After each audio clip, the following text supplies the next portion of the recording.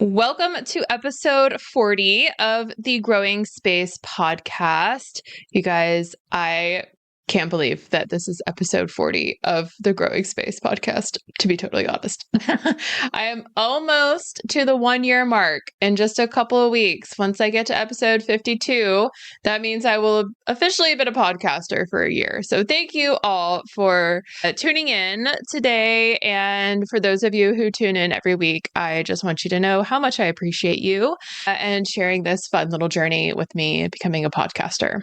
So today we are going to pick up with our Meet the Plant Family mini series. This is something that I have been doing throughout the year. So I started back in the spring. We did a whole bunch of episodes on different plant families with edible plants that grow in the springtime and in the fall. We took a little break from that, and then I shared two other episodes for the Solanaceae plant family and the Cucurbitaceae plant family, two of the most common and most dominant plant families in the summer seasons. And for those of you who are brand new to listening to this podcast, first of all, welcome. Thanks for being here. I would encourage you to go back and listen to some of those previous episodes if you enjoyed this week's episode. I also wanted to share that I am located in the USDA Hardiness Zone 8A. So I am in Charlotte, North Carolina, and we are fortunate enough to be able to grow food all year round here. And right now we are in the throes of our summer growing season. So everything is thriving. Everything is growing, which is wonderful. Also, happy official start of the summer season. So last week we welcomed the summer solstice with open arms. So we are now, instead of working towards longer days, we are working towards shorter days. I know, because we're going from the summer solstice, inching our way closer to the winter solstice now. Back to the episode. Today, we are going to be talking about three different plant families. The previous episodes that we've done on the plant families have just been one plant family. So this is a little bit different than those previous episodes. But the reason why I wanted to combine these three plant families into one episode is because we're fairly familiar with members of these plant families, but these plant families don't have a whole lot of common edible plants, or at least not popular edible plants. Popular, common edible plants. So I decided, why not smush them all together into one super episode for you. And so that's what I have in store for you today. We are going to discuss the edible members of the Malvaceae plant family, the Convolvulaceae plant family, and the Zingiberaceae plant family. Lots of Latin. But we're going to do this together. We're going to step through and talk about each one of these plant families, those edible members, different things to keep in mind as you are growing these edible plants in your growing space. So again, thanks for being here, and let's go ahead and get started talking about these three summer plant families. Welcome to the Growing Space podcast. I'm your host, Farmer Erin, owner of The Patio Farmer, and I believe that no matter what size space you have, you can grow food at home. Tune in every Tuesday as I share my best tips, tricks, and encouragement for tending to homegrown edible plants. I'm here to support your food growing journey.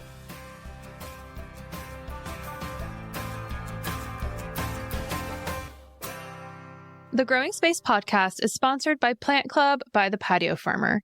Plant Club by The Patio Farmer is a monthly subscription service I started in 2020. It's a membership-based opportunity to take your growing journey to the next level. With 4 different membership options, you get to decide the amount and kind of support that's right for you. All Plant Club members receive access to my online community through a platform called Circle. Having access to this platform allows members to share pictures, ask questions, celebrate harvest, and get to know each other. All Plant Club members also have access to free seeds each month, along with information on how to plant and tend to their crops, with seeding instructions and downloadable resources from the Patio Farmers Resource Library. Membership starts at just $14 a month. Join Plant Club today by visiting my website, thepatiofarmer.com/membership.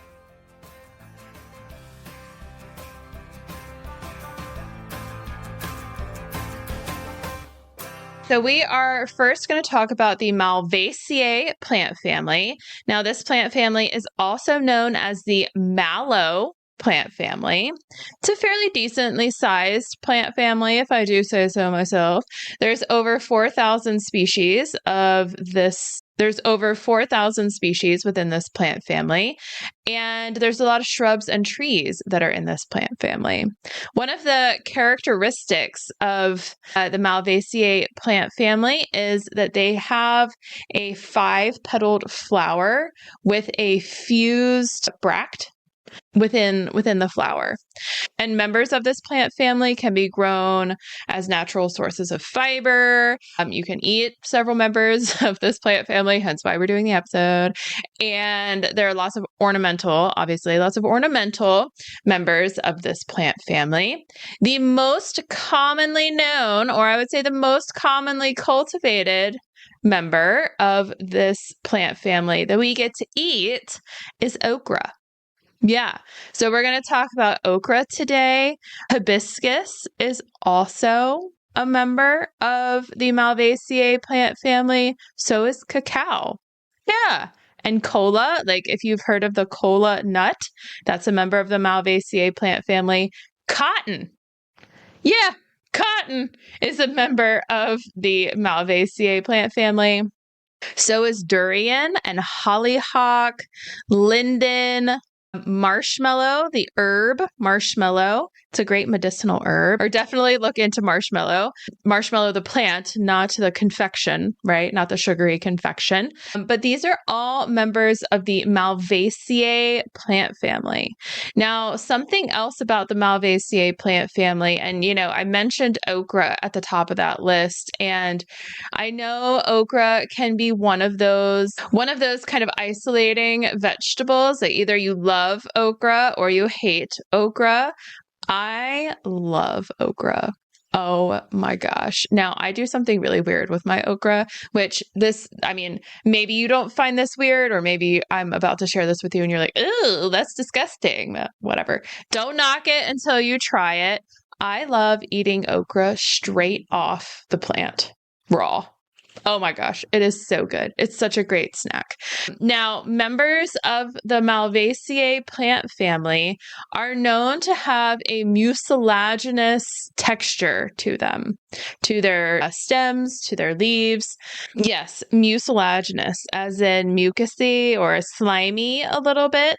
Yeah, which, this texture is often what is off-putting about okra to many people. Like that's usually where they get hung up, is with the mucilaginous texture of okra. But there are ways that you can get around that. I mean, pickling okra is a fantastic way of enjoying the little pods.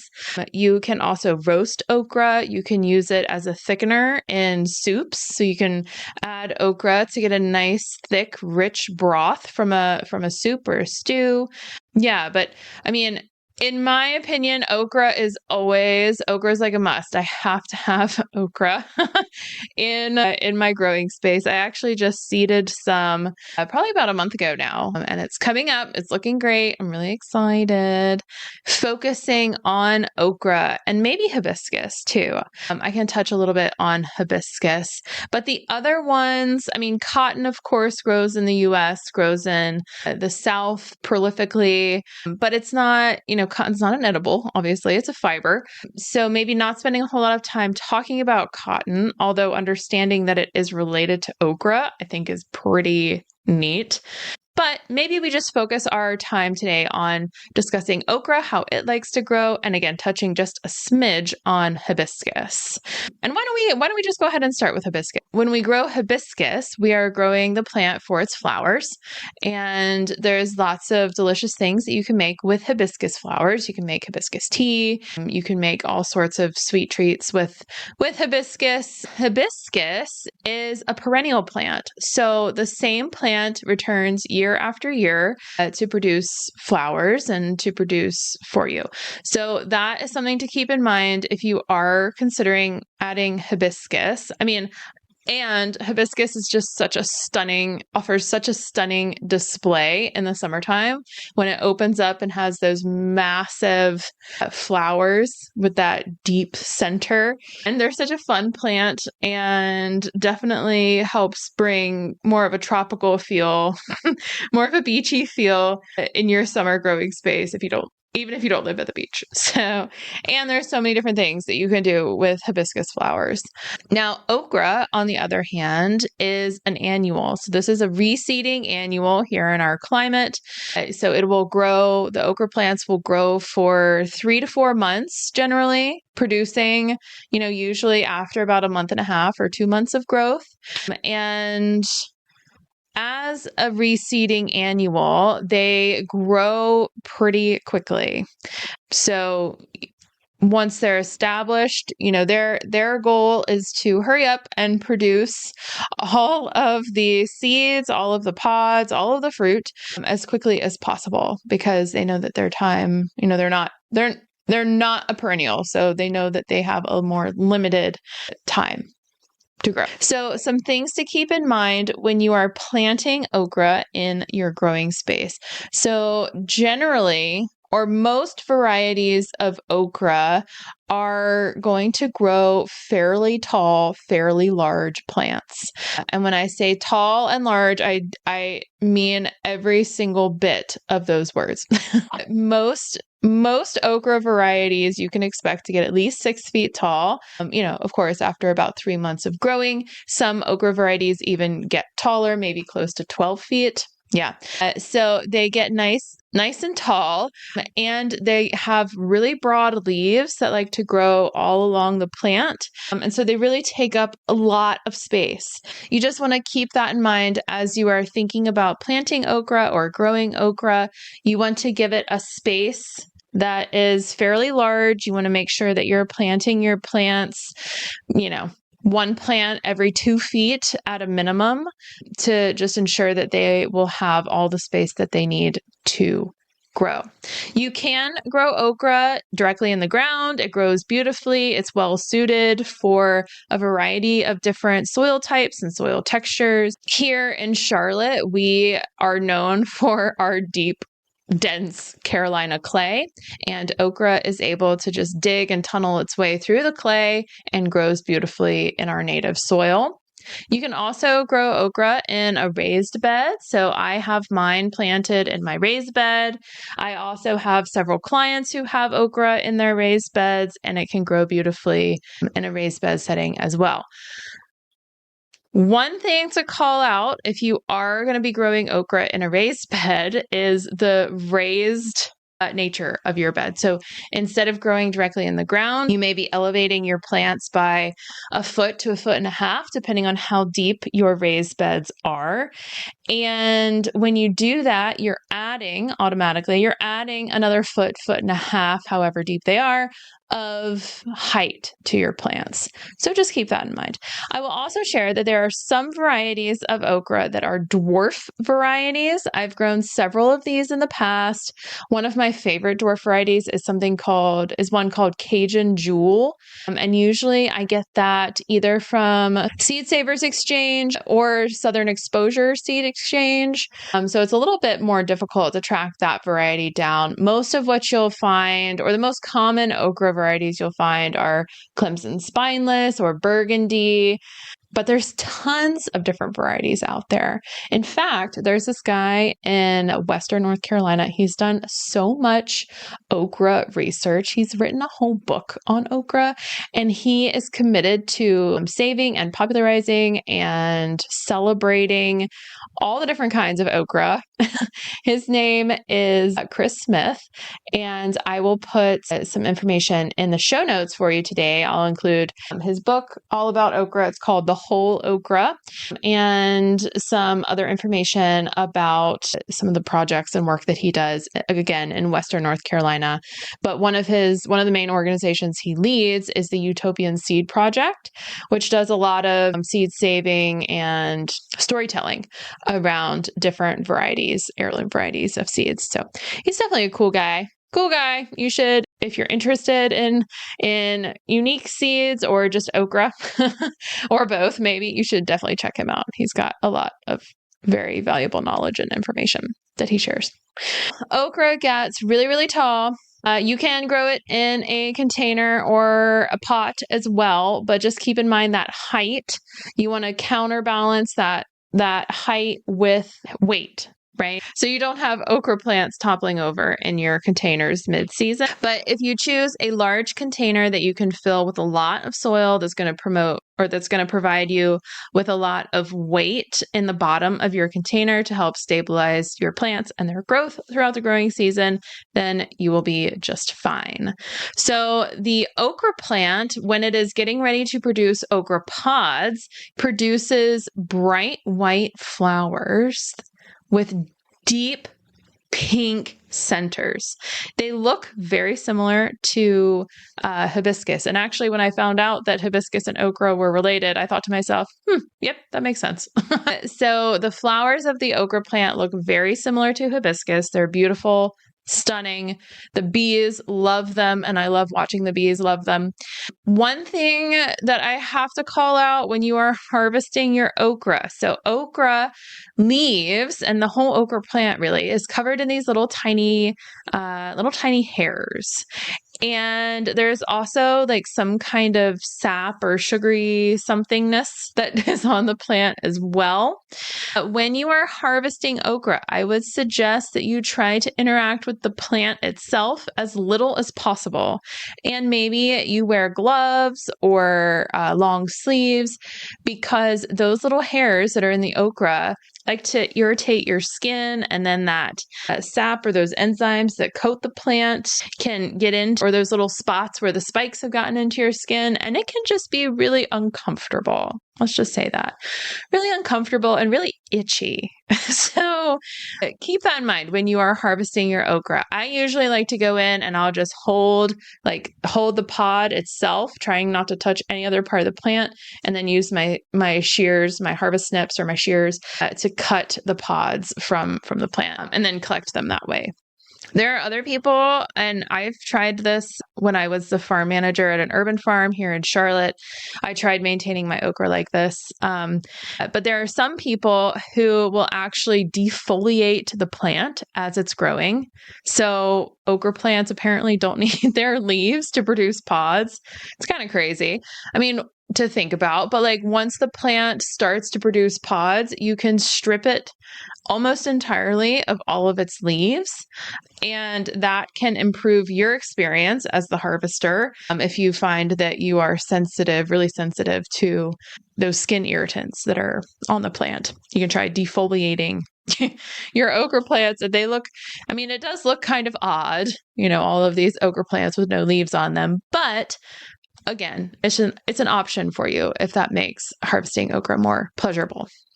That is the Malvaceae plant family and some of the most common edible varieties within that plant family. Okra, of course, being the dominant one. I'm sorry, before we jump, let me talk about marshmallow. So marshmallow is a medicinal herb. It is perennial as well. So like the hibiscus, it will return year after year. The plant itself can get pretty tall, up to 6 feet tall after a couple of years. It is actually native to Eastern Europe and Northern Africa, and it produces these pinkish gray flowers, which are really pretty. And you can harvest the roots of the marshmallow plant. So that is the roots of the marshmallow plant are the main parts of the plant that are ingested. Marshmallow is less of a culinary plant and much more of a medicinal plant. I say that, but marshmallows, like the sugary confection, used to be made from marshmallow root. So they're not anymore, but they used to be made from marshmallow root. Marshmallow root, from a medicinal perspective, has many benefits. It's a great thing to use for digestion, for aiding in digestion. It can reduce inflammation and irritation. in your digestive system. It's also great for your urinary tract, your skin, wounds even. It has antibacterial properties in it. You can even use it for like hair, so your hair health. It is a great moisturizer and can help nourish your hair.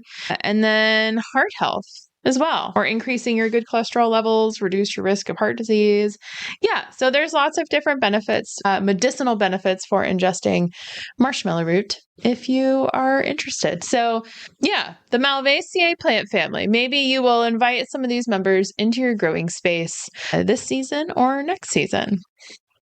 All right, so the next plant family that we're going to talk about in today's episode is the Convolvulaceae plant family. So the Convolvulaceae plant family is also known as the morning glory plant family or the bindweed plant family. So bindweed is something that is not super pleasant to deal with, at least from my perspective. The morning glory family is known for their vines and growing close to the ground. It's a fairly small plant family, so there's only about 1,600 species within this plant family. And the most common edible member of this plant family is the sweet potato. Yeah. So given that this episode is being shared in the month of June, June is a beautiful time of year to be planting your sweet potatoes. So the part of the plant, obviously, that we eat from the sweet potato are the tubers, the roots, the swollen root system of the sweet potato vine. But the sweet potato vine itself grows very similarly to morning glory. So if you have seen the flowering plant morning glory before, then you'll kind of have in your mind how it likes to grow. So it grows in really thin vines that are typically grow close to the ground, although morning glories can climb up different structures. And then there's this beautiful flower that opens up. And typically morning glories, the actual plant morning glories, are grown for their flowers and for attracting pollinators. I personally have a little bit of a beef with the morning glory vines themselves. I'm not speaking about sweet potatoes, but I'm speaking about morning glories. Anytime a client of mine is like, or mentions that they want to sow morning glories, I'm like, oh, are you sure? Because these little plants are known to be super fertile, and because they're vining, they like to wrap around things and get a little crazy, get a little wild. Luckily, sweet potato vines, they do get pretty long. They do get kind of wild, but they don't take over a space like other members of the morning glory family do. So when we cultivate sweet potatoes at home, we plant the sweet potato slips, which are essentially sprouted greens that come off of a tuber or off of a sweet potato that has been soaking in water to kind of introduce this growth and these green vines to start growing from the tuber itself. So that is typically what we use to plant sweet potatoes. We allow those slips to start growing some root hairs, and then we pop them in some nice fertile soil. Sweet potatoes are commonly cultivated here in the Southeast and in North Carolina, where I am. Actually, fun fact for all of the fellow North Carolinians listening to this episode, the sweet potato pie is our state dessert. Yeah. So we grow lots and lots of sweet potatoes here. The sweet potatoes love our Carolina clay. So if you have an in-ground space to grow some sweet potatoes, I would definitely recommend putting them in there. The one thing to keep in mind about planting root vegetables in the clay is the harvesting process. So if you want a little easier of a go at harvesting your sweet potatoes, then maybe you consider putting them in a raised bed.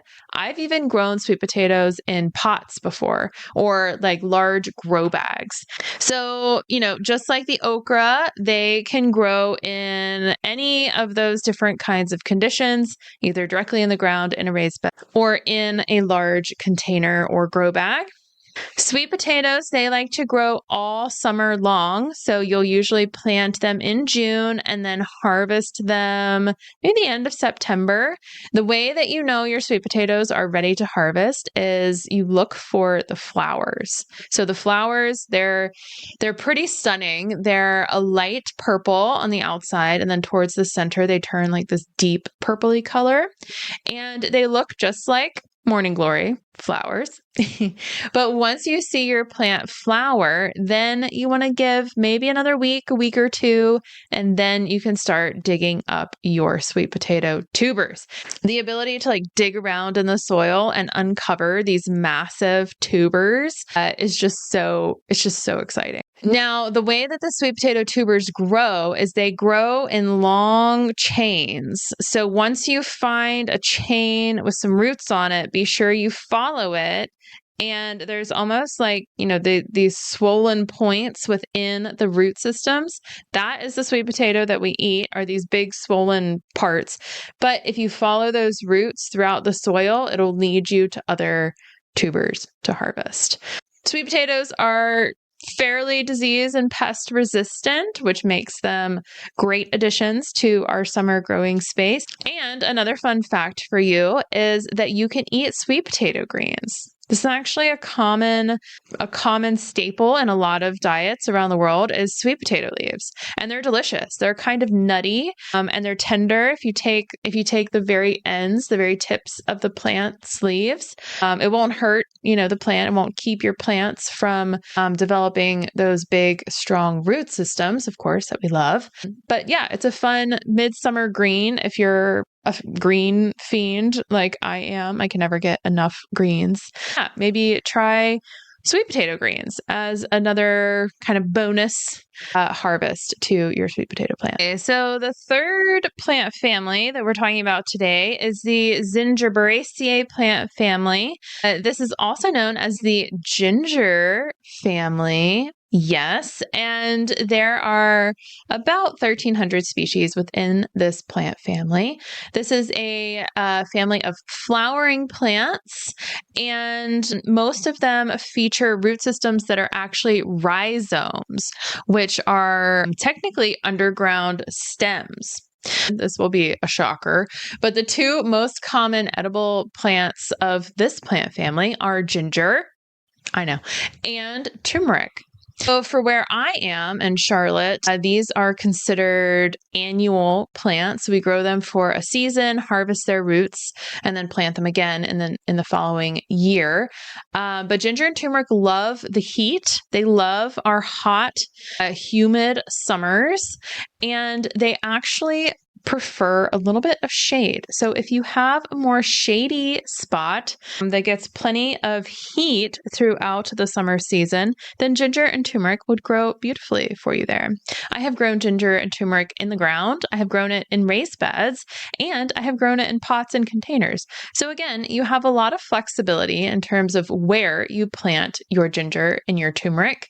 So the biggest thing to keep in mind when you are planting ginger and turmeric is that these rhizomes like a well-draining soil. They don't like to have their feet wet. So if you feel like your in-ground soil might hold a little bit too much moisture for these plants, then choosing a well-draining potting soil or potting mix can be really helpful. Ginger, as opposed to turmeric, ginger likes to be hilled. Or kind of like, you can do this with your potatoes as well, but it likes to be buried. It likes to have its rhizomes buried slightly. So if you are growing them in a raised bed or in a container, just make sure that you have enough depth to be able to hill your ginger as they grow. Ginger and turmeric will flower if you let them, but when they flower, they're pulling up energy from their roots or from their rhizomes to produce those gorgeous flowers, which means that your harvest could be a little smaller. So ginger and turmeric, these are great to be planting. You plant these from cured rhizomes. So you need seed ginger or seed turmeric, and you plant these right at the beginning of summer or just before. Sometime in the month of June is great to plant your ginger and turmeric. And both of these will take a few months to really develop strong roots and rhizomes to be able to harvest. Mary Roberts, who was my guest in last week's episode, specializes in cultivating ginger and turmeric at home. So I have some resources that I will link in today's show notes from Mary that you, if you're interested in growing your own ginger and turmeric, be sure to check those out. She's a fantastic resource and is known pretty widely, maybe even nationally, for her ginger and turmeric cultivation. She's also certified organic, which is really special. All right. Well, that wraps up the 3 different plant families: the Malvaceae plant family, the Convolvulaceae plant family, and the Zingiberaceae plant family. Thanks for tuning in, you guys. In next week's episode, I have something exciting to share with you all. It's going to be all about summer harvesting. And I've written this summer harvest guide that I'm excited to share out into the world. But it basically walks you through the different things to keep in mind as you are harvesting all of your delicious summer veggies that are coming out of your growing space. So I have written up that guide. And then next week's episode will feature a lot of the content. I'll kind of go through that and share that with you all, and then have that available for you as well. So next week is going to be all about harvesting your summer veggies, how to do it, how to know when they're ready to be harvested, and how to handle and store them once you've harvested them. And if you have listened to this podcast in the past, then you'll know that at the end of every episode, I like to share a fun little tidbit, fun little morsel of information with you as a send-off. And in today's send-off, I am sharing, I'm announcing that little teaser that I gave you last week, if you listened to last week's episode, about a fun new summer project that I'm taking on. So, and this went live last week, although there's still plenty of time to get in on all of the fun. But this summer season, so from the end of June through the end of September, that is the entire summer season here in the Northern Hemisphere. So I'm going to be hosting the Patio Farmers Summer Diaries. Really excited. So this is going to be hosted in my online community through Circle, which is also where a lot of my plant club resources and content live as well. But the summer diaries are going to be me sharing videos and written content from my own growing space and what I'm working on. So every Monday morning, I'm going to record and share a video tour that I will take all of the subscribers on of my growing space. I'll give you updates on what's growing, what's thriving, what's not, and the different things that I'm working on. And then there will also be a short kind of blog post or diary entry, if you will, to accompany the video. So this combines several things that I've been wanting to do for quite some time. I've been wanting to share more of my growing space with all of my clients and listeners, subscribers. I've also wanted to have the opportunity to write a little bit more and record more video. So I am really excited about the Summer Diaries special content series, and you can join in and watch the videos each week. You can read the blog posts each week as well. I am just asking for a one-time fee of $15. I feel like that's very reasonable. So $15 one time will unlock all of this extra content for you. And I will put a link to that in the show notes if you feel so inclined to join in on all of that fun. All right, y'all. Well, happy official start of the summer season. I hope everything is growing and thriving in your space. And I will see you again next week. Thanks again for tuning into this week's episode of the Growing Space Podcast. I hope that you learned something new and that you were able to take this new information home with you and implement into your growing journey and into your growing space. As always, I am here to support you and your food growing journey. If you'd like to learn more about the different services and resources and membership programs that I run through The Patio Farmer, please check out my website, thepatiofarmer.com. You can also follow me on social media. I am on Facebook, Instagram, and oh my gosh, most recently, TikTok. Wow. I know. Here I am. Patio Farmer is on TikTok. It's very exciting. If you enjoyed today's episode, please give it a like or a rating or a review if you want.